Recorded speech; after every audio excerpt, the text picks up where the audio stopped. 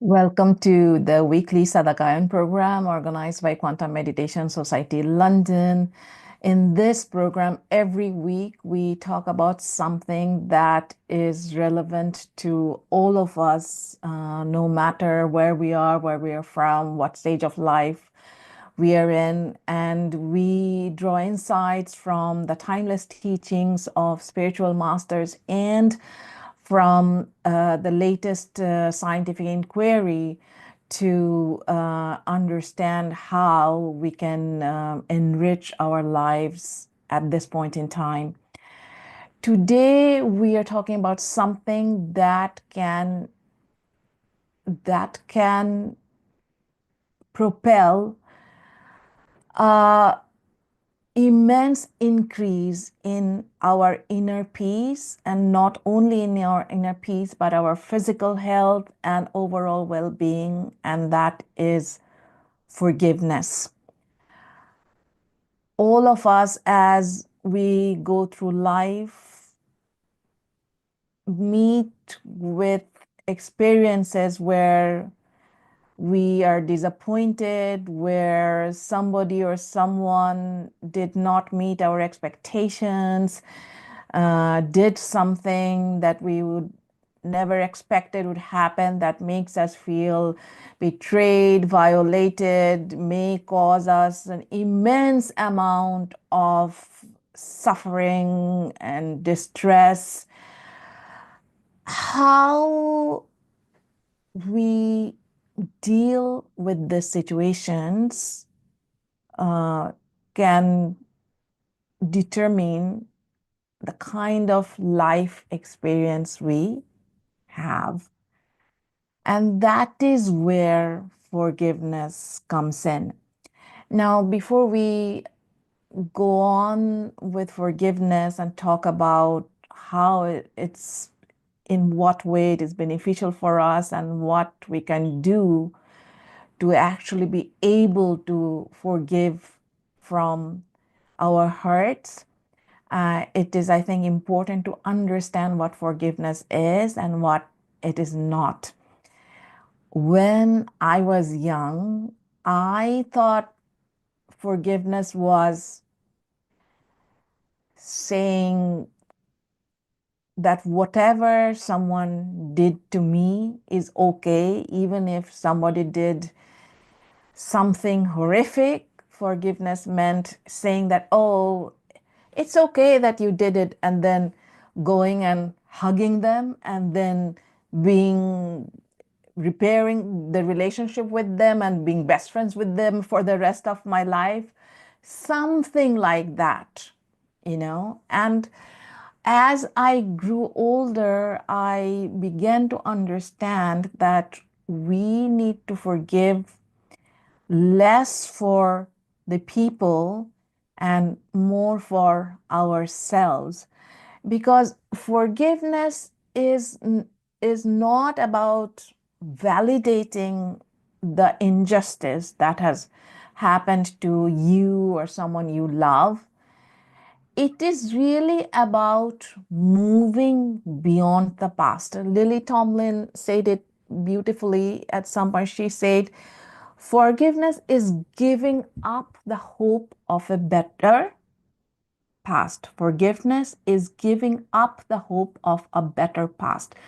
So when something bad happens to you, when someone does something bad to you, how do you usually react? How do we usually react, right? So if this is something that has caused us a lot of suffering, our mind keeps on going back to that thing.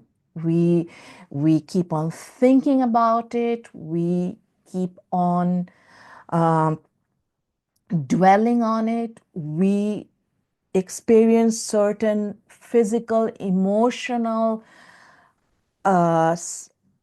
changes because of it, and we get stuck there in that state thinking about that experience, and a huge part of that experience becomes about feeling anger and resentment towards the person who inflicted this suffering on us, or who we perceive as inflicting this suffering on us.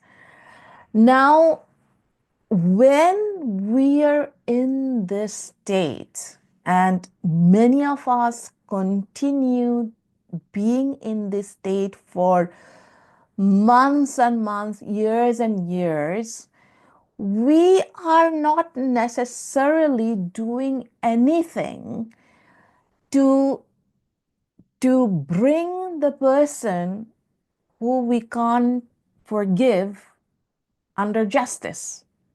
We are not necessarily, our lack of forgiveness, our anger, our resentment is not necessarily making them face justice for what they did. What it really is doing is holding us back, keeping us stuck in that future.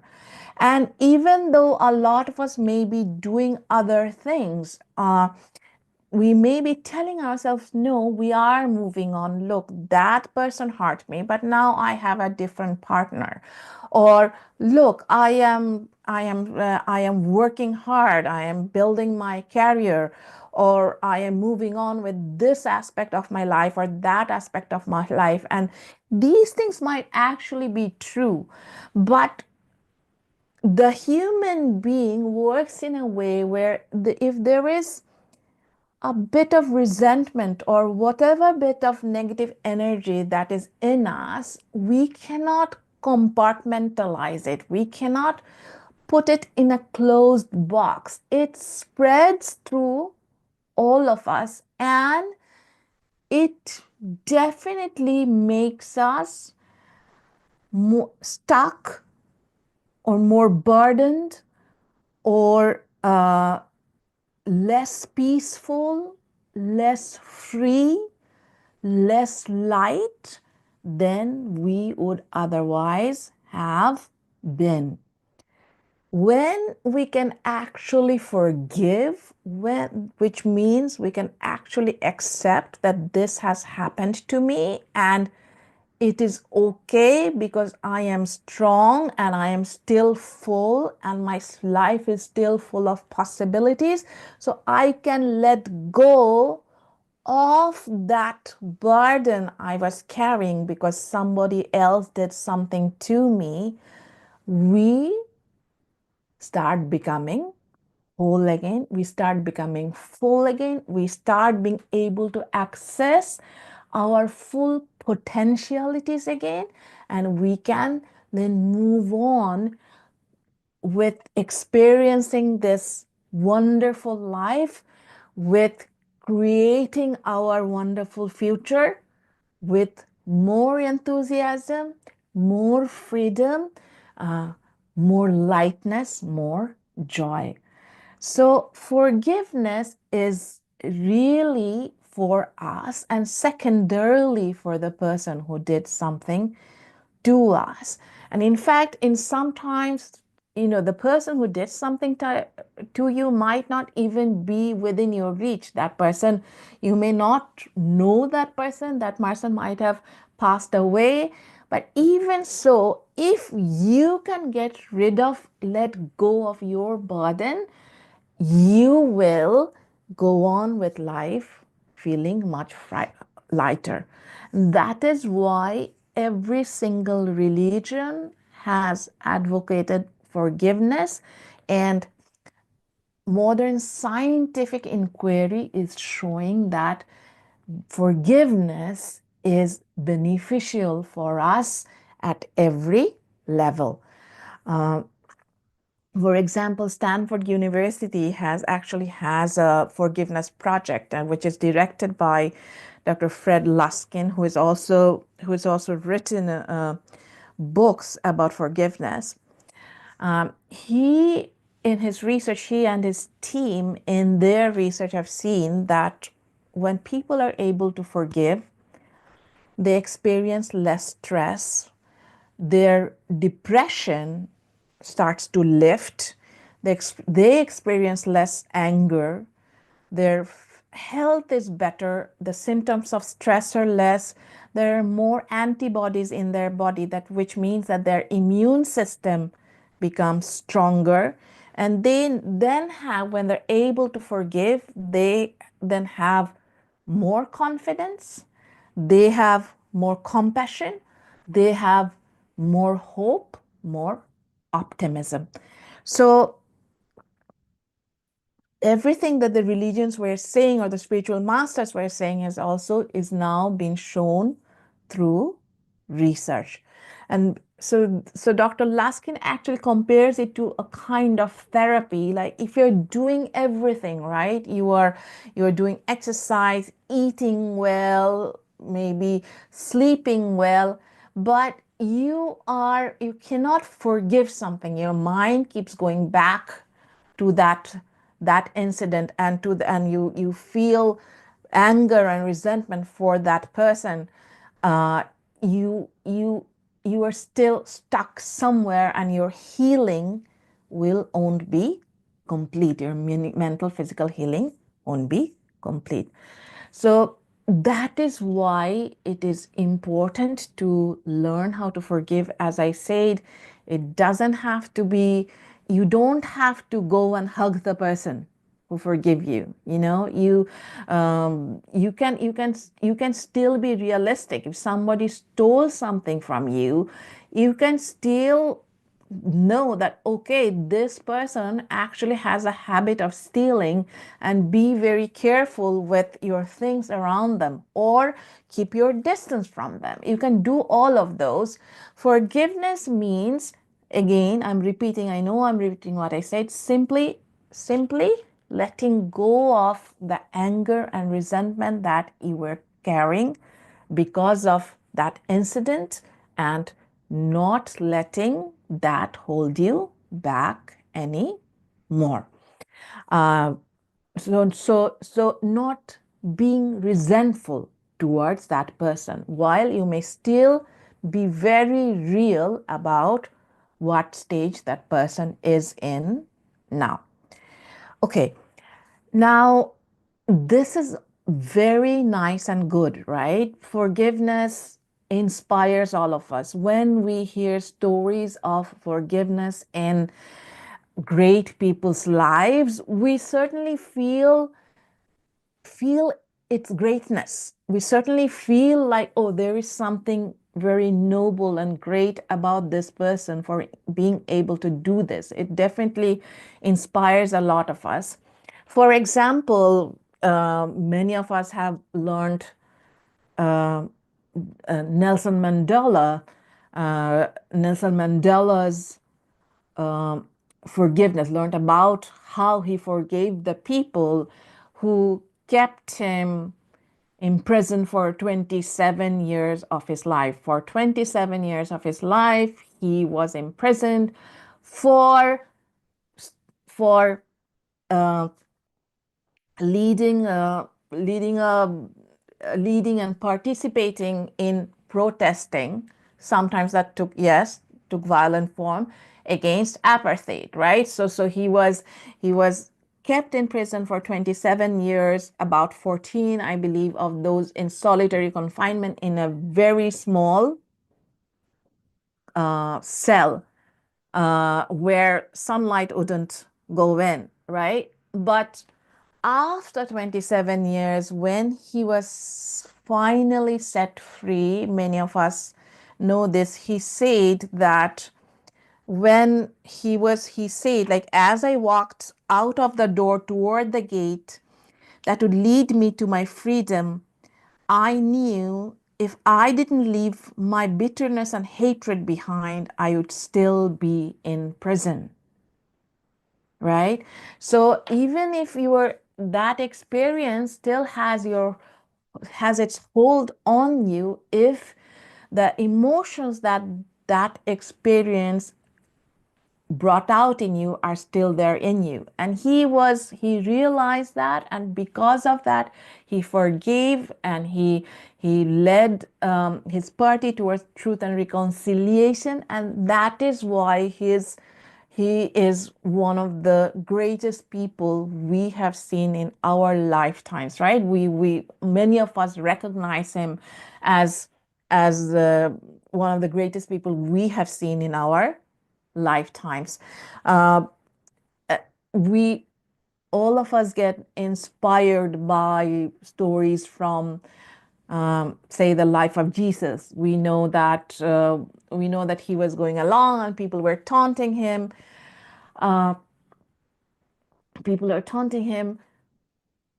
He prayed for them. Like there was once, like he was going with his disciples, and people are teasing him, taunting him, and every time somebody did something like that, he prayed for those people.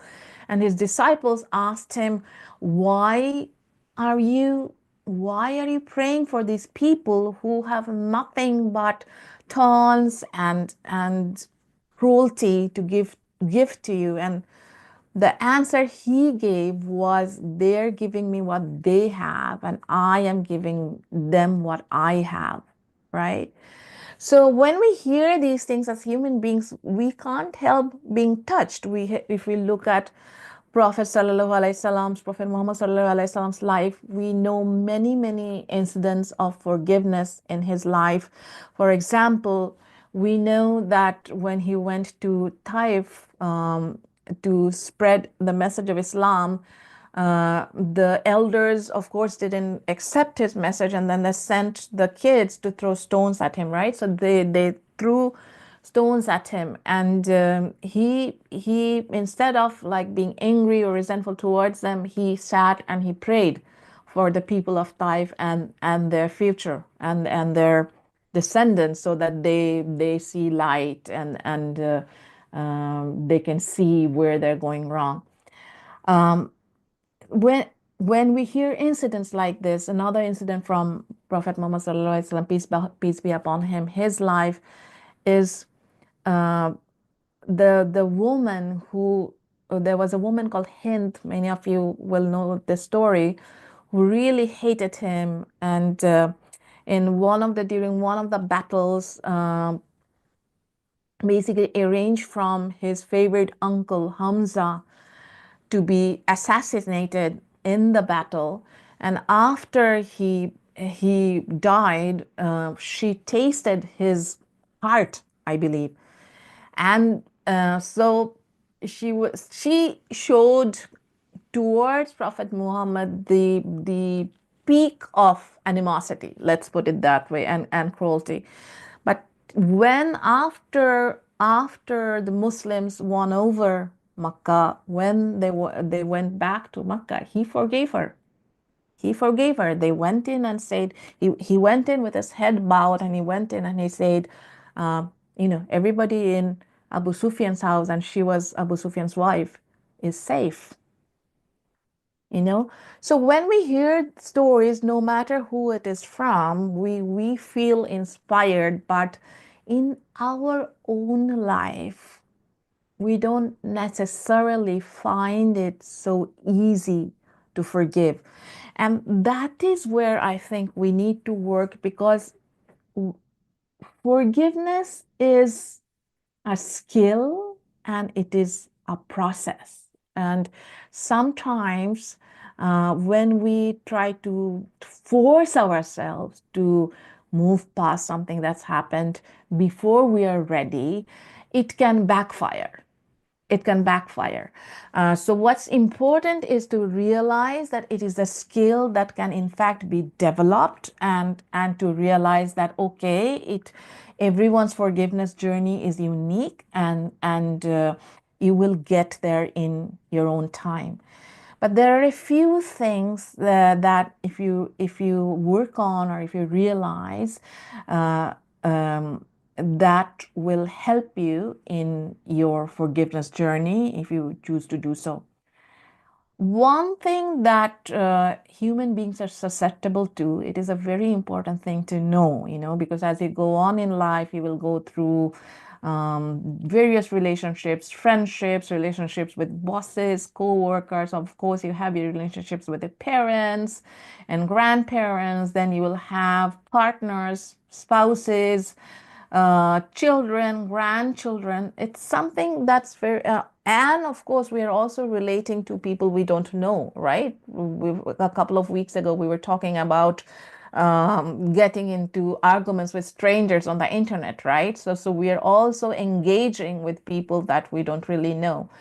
And something that I think is quite illuminating is um, the understanding of the fact that we as human beings are susceptible to something called the fundamental attribution error. I know that sounds very techy, it's not techy, but sounds very jargon-like. So what psychologists mean by fundamental attribution error is this tendency we all have to judge other people differently than ourselves. In what way? When we make a mistake, say I make a mistake, I go and I yell at my son, say one of my sons, okay? I yelled at my son. And I realized that that was a little too much. Say like he didn't deserve it, or this wasn't the best way to deal with whatever needed to be dealt with. And yelling hardly ever is the wise way to deal with something. But say I did that, right? So the normal human tendency would be for me to tell myself, like when I realized that I did something wrong, would be to tell myself, that, oh yeah, of course I did it but I'm not really that way. Really, I'm a good person, but look, I didn't sleep well last night. Look, I have a headache. Look, I'm under a lot of stress because I have to do this, and this. So I am a good human being, but because of all these external factors, external factors made me do that. That's how we talk or think about ourselves. So when we do something, we attribute it more to situational factors. However, when somebody else does it, say my husband went and yelled at my son, I would not normally, or say if it's somebody loved on, or your boss yells at you, you wouldn't normally go and say, oh, look, my boss, he didn't sleep well last night. He has a headache. He has to do this, and this. And he is under so much stress, and his wife was not nice to him yesterday or whatever. So that's why he did it. You wouldn't necessarily attribute his or her behavior, his wife or husband were not nice to him uh, um, uh, this morning. You wouldn't necessarily attribute somebody else's wrong behavior or perceived wrong behavior to their circumstances. What we normally do is that we just say, like, he or she is not a good person. He or she is an angry person, an immature person, a bad person, right? So when we understand that as human beings, we're actually very similar, we actually are on a spectrum. Yes, some people are more towards one end of the spectrum and the other are more towards another end of the spectrum, but we're on a spectrum and we all inherently have certain tendencies, and because of various internal and external factors, some of us get more pushed towards one tendency, others maybe get more pushed towards other tendencies, but we usually have the same tendencies. So when we can understand that, and when we can look at the other people's circumstances, we are much more able to extend our empathy and understanding towards them, which makes us less angry and less resentful toward them. And it also makes us take the thing that they did to us or to a loved one less personally.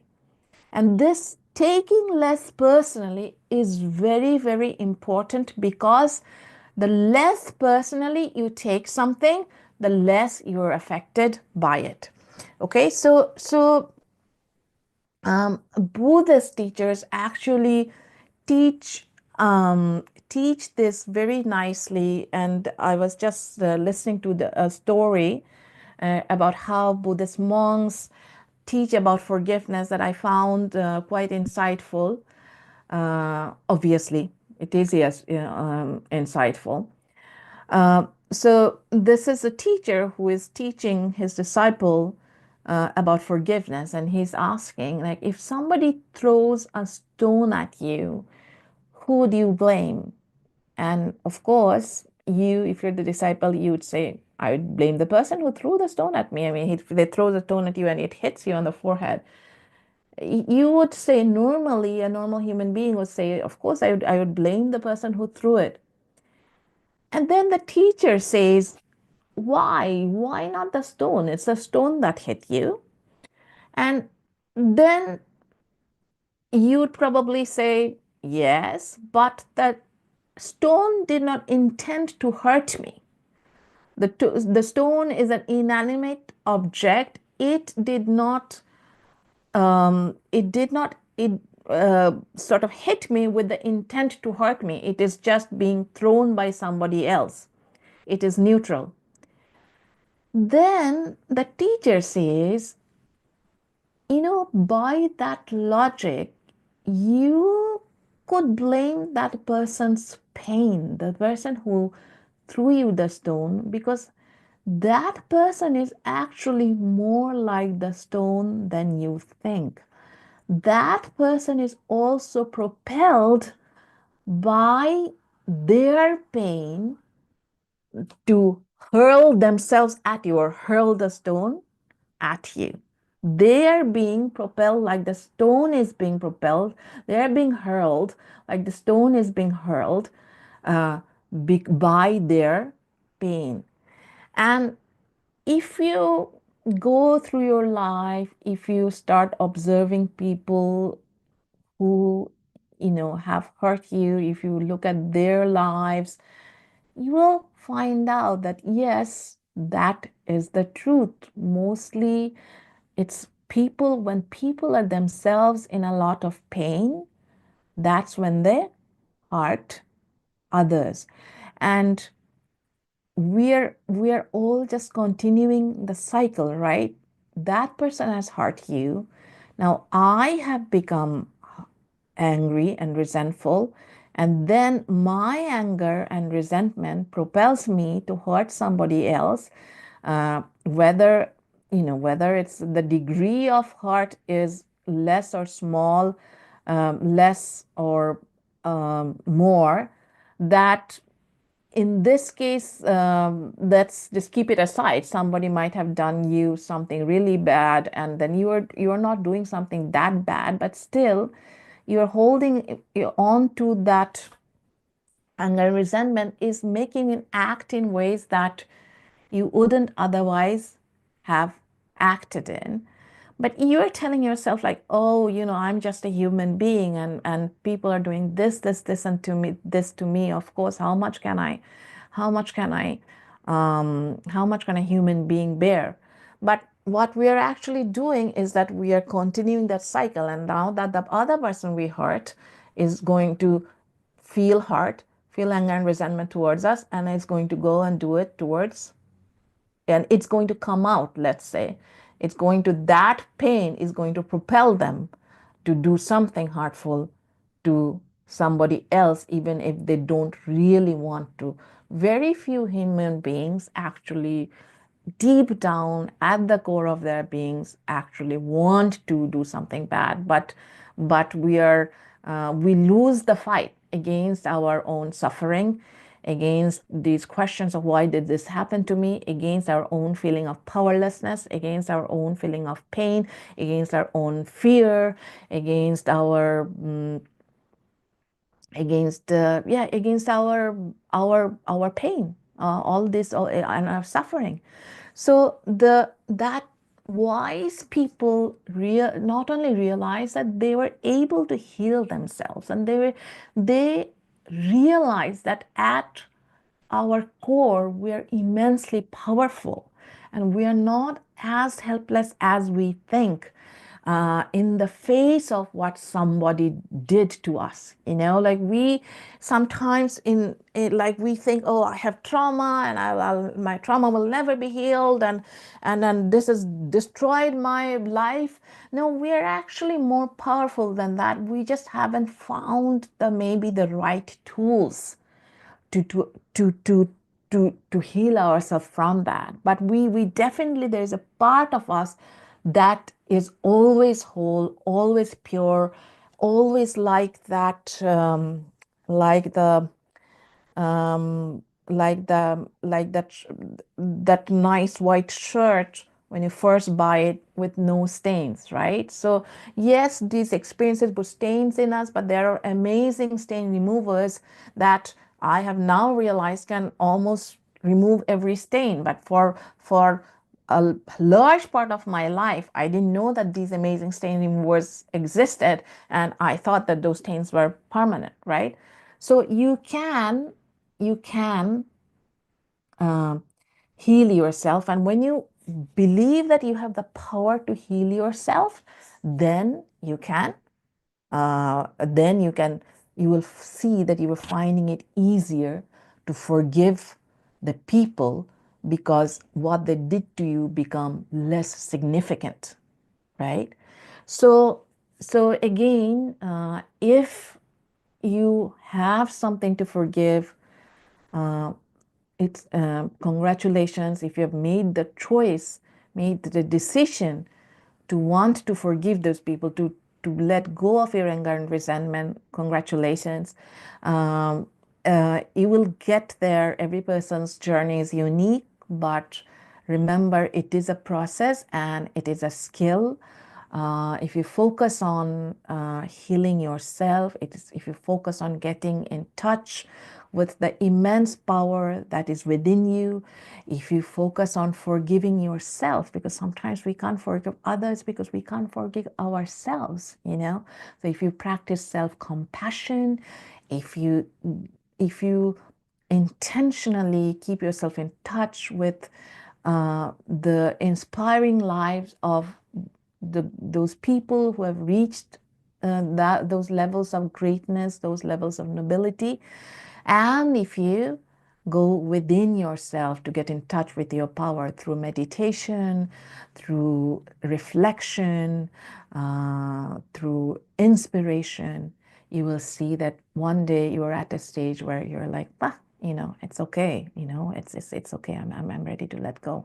My life is too valuable and too beautiful and too full of potential to be kept, to sort of keep restrained because of something that happened to me. I'm ready to drop it.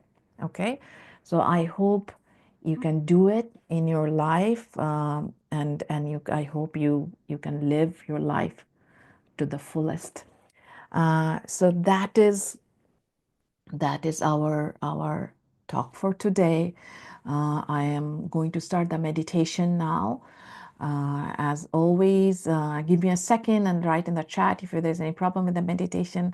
Those of you who are watching this on YouTube, you will be able to find a link to the meditation in the description. I think today we'll do the happiness meditation, just to remind ourselves how full of potential we all are and how beautiful life is, no matter what has happened to us in the past. And then hopefully we will feel strong enough to let go of the burden of any anger and resentment that we are carrying. All right.